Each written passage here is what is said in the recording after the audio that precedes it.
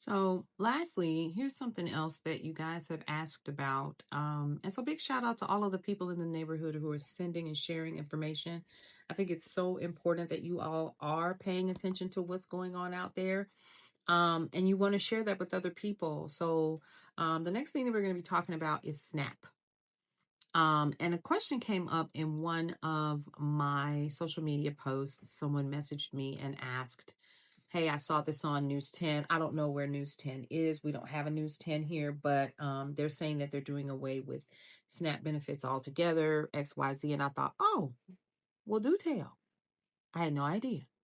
So, of course, I had to go look it up and see exactly what that means so that you have better information. So, I've automatically I went directly over to the Department of Agriculture, looked at information. I also went over to Reuters and some other places to get additional information about these concerns that people have. And no, SNAP benefits are not going away. But let me tell you what I was able to find out. Now, the um, SNAP rules have changed. That's what's happening. And the USDA really should be talking about it a little bit more. Now, what I did do about a week or so ago, I actually talked about this. So I wanted to dig into it a little bit more behind this newly reported SNAP rule change coming out of the USDA. And it's because while the official NPR link that was sent to me failed to load, so that I could kind of take a look at it, I kind of said, let me just go ahead and see if I can dig out some things to see what I come up with. Now, according to reporting from LAist and other sources, Agriculture Secretary Brooke Rollins. Remember, if you didn't see it, that's okay. Let's go back over it again. I talked about this last week. Says that the recent shutdown exposed weaknesses in the food aid program, or SNAP as it is known. And she's using this as an opportunity to completely deconstruct the program. I don't care what nobody say, that was the plan anyway. Okay. So big changes are coming. Now, Rollins says those changes are going to be announced soon, and early signs show they won't make SNAP easier to access, is basically what's going to happen. So, according to what she's saying, check this out, y'all. Rollins claims that state data shows 186,000 dead people receive benefits.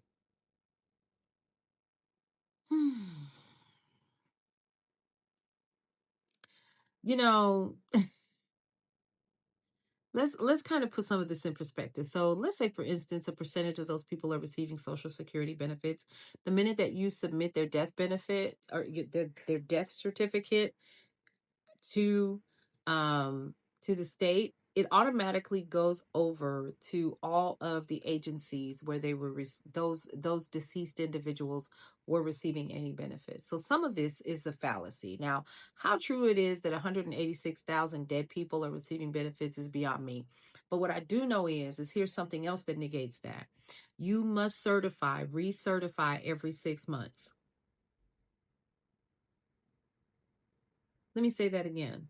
You have to recertify every 6 months. Now, if 186,000 dead people are receiving benefits, somebody at the offices, they're not doing their jobs, because you have to, if you're doing it virtually, which was what was happening during COVID, they would send you all of the documents in the mail, and then you would send all of that back with all of your paperwork or whatever, right? Previously to that, when I myself was receiving SNAP benefits, before it was called SNAP, it was food stamps. And you actually got the food coupons. Anybody remember that? You had to physically go to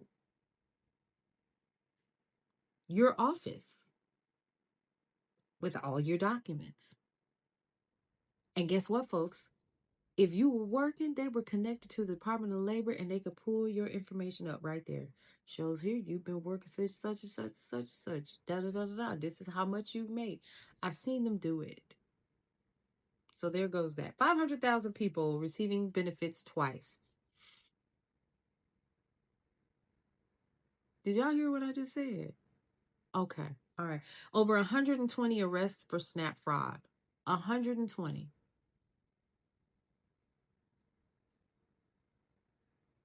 Okay. All right. So here's the problem. USDA has not released any of the underlying data.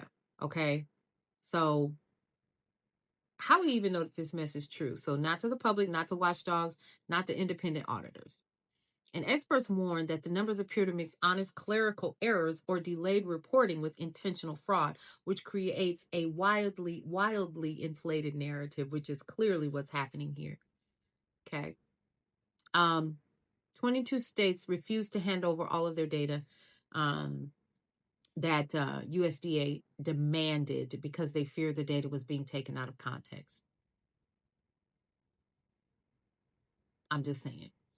I'm just reporting the news. Now, retailer rules are tightening and hard. So the USDA has proposed new rules requiring SNAP-approved stores to carry more staple foods and not just minimal options.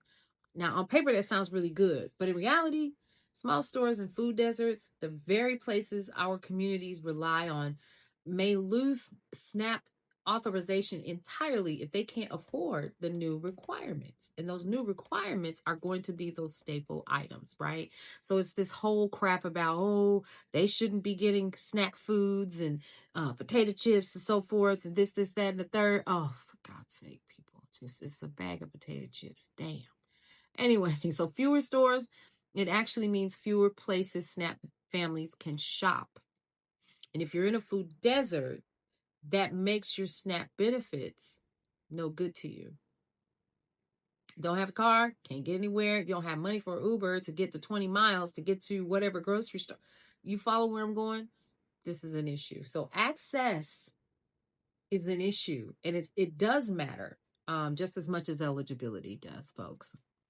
Immigrant eligibility is under attack. So check this out. The USDA quietly issued new guidance that could strip benefits from refugees, asylees, some legal permanent residents, and humanitarian entrants. 14 states have already sued, saying the USDA is violating federal law. And if the USDA wins, thousands of immigrant families, including fully lawful residents, could lose food aid literally overnight. Now, some reporting suggests people may have to reapply. That's what they were saying previously, or go through tighter verification. USDA says that's not the case, but hasn't explained what is changing. And states say the guidance is vague at this point. Advocates say it's confusing. Families say they're scared their benefits are going to stop. I know of people that still haven't gotten their benefits since this mess happened initially with this government shutdown. So, and given the November shutdown, like I was saying earlier, there's chaos, there's still fear, and some people still haven't received their benefits. So, in a nutshell, as it stands right now, with all of the digging that I did this evening, SNAP isn't ending. The access is going to shrink.